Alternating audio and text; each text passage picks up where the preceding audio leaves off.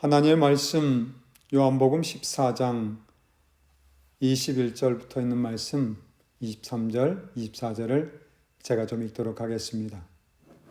하나님의 계명을 가지고 지키는 자라야 나를 사랑하는 자니 나를 사랑하는 자는 내 아버지께서 사랑을 받을 것이요 나도 그를 사랑하여 그에게 나를 나타내리라.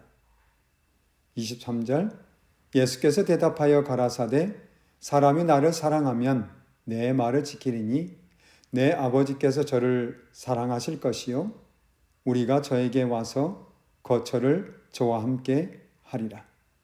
나를 사랑하지 아니하는 자는 내 말을 지키지 아니하나니 너희의 듣는 말은 내 말이 아니요 나를 보내신 아버지의 말씀이니라.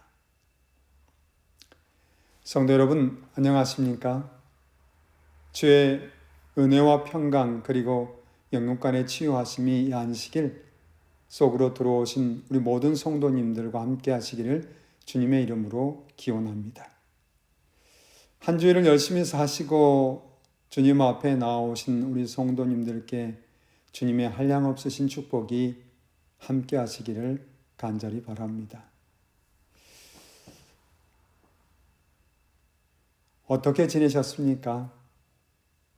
한 주일 동안 또 주님과 함께 동행하면서 행복하게 보내셨지요? 이 시간 저는 한 가지 질문을 드리겠습니다. 대답을 잘 하셔야 합니다. 아주 쉬운 질문입니다. 하나님께서 여러분을 사랑하실까요? 큰 소리 한번 대답해 주세요. 하나님께서 여러분을 사랑하실까요? 네, 하나님께서 우리를 사랑하시지요. 하나님이 얼마나 우리를 사랑하시는지, 하나님의 사랑이 어떻게 느껴지십니까? 오늘 이 안식일 여러분의 피부에 하나님의 사랑이 와 닿을 만큼 그렇게 느껴지십니까? 하나 더 물어보지요. 또 큰 소리를 대답해 주시면 감사하겠습니다. 여러분은 하나님을 사랑하십니까? 아멘. 우리 모든 학생들 대답했나요? 하나님을 사랑하는 것이 무엇일까? 여러분은 하나님의 피부에 닿을 만큼 하나님을 사랑하고 있다고 생각하세요? 자신을 보면 내가 어떻게 사랑해야 할지를 알 수 있습니다. 우리가 우리 자녀를 어떻게 사랑하였는가, 내가 가장 사랑하는 사람에게 어떻게 하였는지 보면 하나님께서 우리를 어떻게 사랑하시는지 그리고 우리가 어떻게 하나님을 사랑해야 할지를 조금은 더 잘 알 수 있습니다. 오늘은 하나님을 사랑하십니까? 라고 하는 제목으로 함께 하나님의 사랑과 하나님에 대한 우리의 사랑에 대해서 함께 말씀을 묵상해 보도록 하겠습니다. 먼저 하나님이 어떻게 우리를 사랑하셨을까라고 하는 것입니다. 오 헨리의 크리스마스 선물이라는 작품에 이런 이야기가 나옵니다. 1900년대 초 뉴욕에 짐과 델라라고 하는 사람이 살고 있었습니다. 이 사람들은 주 8달러짜리 허름한 아파트에 사는 젊은 부부였습니다. 이 부부에게는 무척 자랑스럽게 여기는 두 가지가 있었습니다. 하나는 짐의 시계였고 또 하나는 델라의 아름다운 머리카락이었습니다. 크리스마스 전날 아내 델라는 깊은 고민에 빠졌습니다. 사랑하는 남편 짐을 위해 선물을 사고 싶지만 알뜰살뜰 모은 돈이 고작 1달러 87센트였기 때문입니다. 3번이나 세어보지만 틀림없었습니다. 델라는 훌쩍이다가 거울 앞에 서서 갈색 폭포처럼 물결을 이루는 아름다운 머리카락을 바라보았습니다. 델라는 잠시 생각에 잠겼다가 밖으로 나가 헤어 용품점으로 들어갔습니다. 그리고 이렇게 말했습니다. 제 머리카락을 사시겠어요? 주인은 대답합니다. 20달러 드릴게요. 얼마 후 델라는 짧은 머리카락으로 가게를 나와 짐에게 줄 선물을 사기 위해 시내의 상점들을 뒤졌습니다. 그러다 마침내 선물을 발견했습니다. 시계줄을 보는 순간 짐에게 딱이라고 생각했습니다. 델라는 시계줄을 값으로 20달러를 내고 남은 1달러 87센트를 가지고 서둘러 집에 돌아왔습니다. 짐의 시계는 할아버지, 아버지를 거쳐 집안에 대대로 내려오는 아주 귀중한 시계였습니다. 델라는 그동안 그 낡은 시계줄 때문에 남몰래 시계를 꺼내보던 짐이 앞으로 자랑스럽게 시계를 꺼내볼 모습을 상상하며 기뻐하였습니다. 델라는 기도했습니다. 짧은 자신의 모습을 짐이 아름답게 보도록 해달라고요. 저녁 7시 집에 돌아온 짐은 델라의 짧은 머리를 보고 잠시 멍한 표정을 지었습니다. 그 모습을 보고 델라가 여보, 그런 표정으로 바라보지 말아요. 당신에게 선물도 주지 않고 크리스마스를 보낼 수가 없어 머리카락을 잘랐단 말이에요. 제 머리카락은 금방 자랄 거예요. 제가 얼마나 멋진 선물을 사왔는지 당신은 아마 모를 거예요. 머리카락을 잘랐다고? 잠시 멍한 상태로 있다가 정신이 든 짐은 자신이 사온 선물을 풀어 보여주었습니다. 거기에는 아주 아름다운 머리핀 한 세트가 들어있었습니다. 델라가 오래전부터 가지고 싶었던 것이었지요. 그리고 상점을 다 뒤져 얻은 귀한 시계줄을 아내 델라는 남편 짐에게 내밀었습니다. 멋지지 않아요? 이제 하루에 수백 번도 더 시계를 봐야 해요. 당신 시계 좀 건네주세요. 그러나 짐에게 시계는 없었습니다. 짐 또한 델라의 선물을 사기 위해 대대로 내려온 소중한 시계를 팔았기 때문입니다. 사랑하는 사람을 위하여 자신이 가진 가장 귀한 것을 팔아 사랑하는 사람을 위해 선물을 준비한 참 아름다운 이야기지요. 사랑하기 때문에 자신이 가진 가장 귀한 것을 그렇게 할 수 있는 것 같습니다. 얼마나 사랑하였으면 대대로 내려온 시계와 그 아름다운 머리카락을 잘라서 서로에게 크리스마스 선물을 사주고 싶었겠습니까? 아마 사랑하는 사람을 위해서라면 그렇게 가장 소중한 것도 내어줄 수 있는 것 같습니다. 하나님께서도 우리를 사랑하시잖아요. 그렇죠? 우리가 어떠한지는 몰라도 하나님께서 우리를 사랑하시는 것만큼은 확실합니다. 그래서 하나님께는 그분의 자녀들에게 늘 좋은 것으로 주시기 원하셨습니다. 하나님께서는 주고 또 주고 또 주었습니다. 그리고 마침내 하나님의 아들 독생자 예수님을 우리를 위해서 기꺼이 내어주셨습니다. 마가는 이 장면을 이렇게 기록하였습니다. 15장 37절에 예수께서 큰 소리를 지르시고 숨지시니라. 아침에 이 말씀을 읽는데 가슴에서 뜨거운 것이 올라왔습니다. 나를 위해서 십자가를 친히 지시고 죽으신 예수님. 아버지 하나님이 생각났습니다. 자신의 전부인 아들을 자기가 사랑하는 세상의 자녀들을 위하여 주저없이 내어주신 하나님, 우리 아버지셨습니다. 저는 아들을 내어주심은 자신을 내어주심보다 더 전부를 내어주신 것이라고 생각합니다. 하나님은 그렇게 우리를 사랑하신 것입니다. 요한복음 3장 16절에 하나님이 세상을 이처럼 사랑하사 독생자를 주셨으니 이는 저를 믿는 자마다 멸망치 않고 영생을 얻게 하려 하심이니라 라고 말씀하셨어요. 하나님께서 독생자를 내어놓으신 이유는 그분께서 사랑하시는 세상의 자녀들인 우리가 멸망치 않고 영생을 얻기 위하여라고 말씀하십니다. 저를 믿는 자마다. 하나님께서 우리를 얼마나 사랑하셨으면 그렇게 하셨겠습니까? 사랑하지 않고서는 작은 것 하나라도 내어주지 않습니다. 하지만 하나님께서는 우리를 사랑하시기 때문에 우리를 살리려고 예수님을 우리를 위하여 십자가에 내어주셔서 큰 소리 지르시고 숨지시게 하신 것입니다.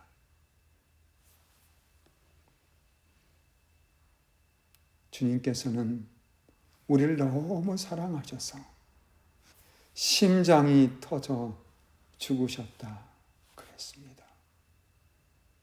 아직 제대로 믿지 않는 사람들을 위하여, 아직 하나님을 사랑하지도 않는 사람들을 위하여, 그리고 하나님을 사랑하는 여러분과 저를 위하여 하나님께서는 아들을 내어주신 것입니다. 성도 여러분, 우리의 하나님 아버지의 사랑이 크지 않으십니까? 하나님의 사랑이 놀랍지 않으십니까? 이런 우리 하나님의 사랑을 인하여 여러분의 입술과 또 여러분의 마음에 감사와 찬양이 있게 되기를 간절히 기원합니다. 감당할 수 없는 하나님의 사랑이 이 안식일 여러분의 피부에 꼭 와 닿는 그런 행복한 안식일 되시기를 간절히 바랍니다. 사람이 이렇게 사랑을 받으면 어떻게 해야 되지요? 사랑해야 사랑하게 됩니다.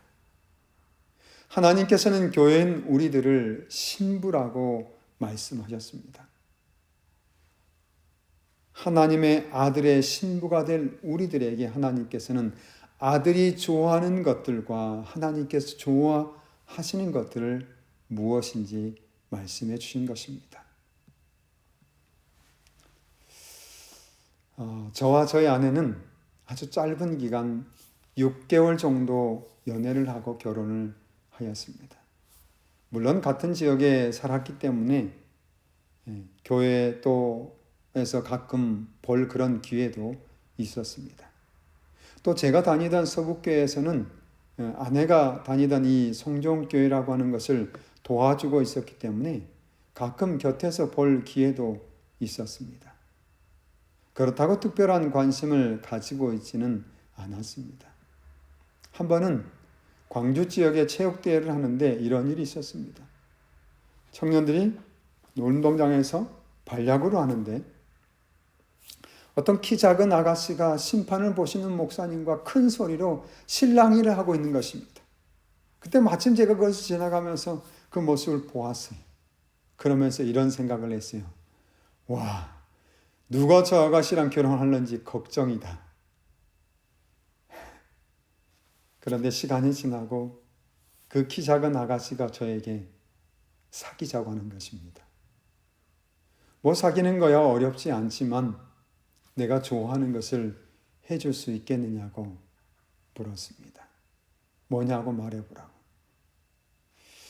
저는 그때 아가씨들이 아주 예쁜 치마를 입고 다니는 것이 보기에 좋아서 아가씨니까 치마를 입고 다녀주면 좋겠다고 그렇게 이야기를 했어요. 그 뒤로부터 아내는 어떻게 했을까요? 저를 만나러 올 때마다 항상 긴 치마를 입고 그렇게 왔습니다. 뭐 특별한 경우 산에 가거나 그럴 때를 제외하고는 늘 그렇게 했던 것 같아요. 사랑하는 사람이 좋아하는 것을 해주고 싶었던 마음이라고 생각합니다. 그렇게 저는 누가 결혼할지 걱정된다는 그 아가씨와 결혼을 하였습니다. 왜냐하면 저를 사랑해 주는 사람이었기 때문입니다. 사랑한다는 것은 그런 것 같습니다. 내가 사랑하는 사람이 좋아하는 것을 해주는 것입니다. 많이 사랑하면 할수록 더 많이 그 사람이 좋아하는 것을 해주고 싶은 것입니다. 하나님께서 우리를 사랑하시기 때문에 더 이상 해줄 것이 없는 사랑을 베풀어 주셨습니다. 하나님께서 그렇게 사랑을 베풀어 주신 것이지요. 예수님께서도 이 땅에 계실 때 이렇게 말씀하셨습니다. 오직 내가 아버지를 사랑하는 것과 아버지의 명하신 대로 행하는 것을 세상으로 알게 하려 함이로라. 아버지를 사랑하셨던 예수님은 아버지께서 명하셨던 대로 그 명하신 것을 다 하는 것을 세상에 나타내려 하셨다라고 그렇게 말씀합니다. 또 요한복음 14장 15절에 이렇게 말씀하십니다. 너희가 나를 사랑하면 나의 계명을 지키리라. 너희가 나를 사랑하면 나의 계명을 지켜라가 아니라 지키리라. 지키게 될 것이다 라고 하는 것입니다. 뭐 하면요? 사랑하면 치마를 입어주고 머리카락을 자르고 시계를 팝니다. 사랑하기 때문에 그런 것입니다. 사랑하는 사람이 좋아하는 것을 하는 것입니다. 사랑하는 사람을 위해서 뭔가를 해주고 싶은 것을 하는 것입니다. 그리고 사랑하는 사람의 말을 따라서 하고 싶은 것입니다. 꼴 보기 싫으면요. 어떤 교회 갔더니 한 여집사님 자기 남편이 그렇게 밉다고 밥 먹는 것도 밉고 걷는 것도 밉고 모든 것이 밉다고 그러시더라고요. 그래서 밥도 차려주기도 싫고 아무것도 해주고 싶지 않대요. 왜 그런 거죠? 사랑이 어떻게 됐죠? 사랑이 식었어요. 아니, 사랑이 사라졌어요. 사람이 뭐 그렇게 많이 바뀌지 않습니다. 그런데 싫은 것입니다. 그러니까 아무것도 해주고 싶지 않아요. 우리 하나님에 대한 사랑이 식으면요. 계명을 쳐다보기 싫어요. 속박 같고 굴레 같고 벗어 던져버리고 싶은 것입니다. 계명을 지키는 게 짐스럽고 지키고 싶지도 않습니다. 왜 그렇습니까? 사랑이 식었거나 사랑하지 않기 때문에 그런 것입니다. 하나님에 대한 은혜가 너무 감사하고 하나님의 사랑이 감당 못할 만큼 크게 다가면 어떻게 하고 싶어질까요? 하나님의 말씀 한 구절 한 구절 내게 하시는 것 같고 나는 그것들을 지킴으로 하나님을 기쁘시게 하고 하나님을 사랑하고 싶어 하는 것입니다. 요한 1서에서 이렇게 말씀합니다. 하나님을 사랑하는 것은 이것이니 우리가 그의 계명들을 지키는 것이라. 그의 계명들은 무거운 것이 아니로다. 여기서 하나님이 왜 모세를 불러서 시내산에서 계명을 주셨습니까? 하나님께서 불러내신 이스라엘과 언약을 맺으시는 것입니다. 하나님이 먼저 사랑하셔서 건져내 주셨고 그러면서 야 너희도 나를 사랑하지 않을래? 너희가 나를 사랑하면 내가 이것도 주고 저것도 주고 이것도 해주고 다 해주시겠다고 하신 것입니다. 그러면서 내가 원하는 것은 이것이다 라고 말씀해 주신 게 뭐냐면 바로 계명이에요. 사도 요한은 이 계명들이 무거운 것이 아니다 라고 말합니다.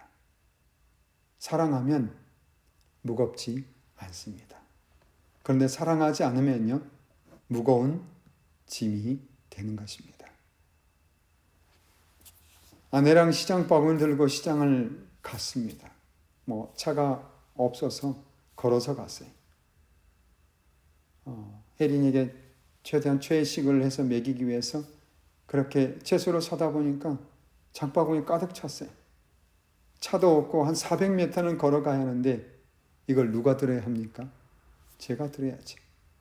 그런데 무거워요? 안 무거워요? 무거워요.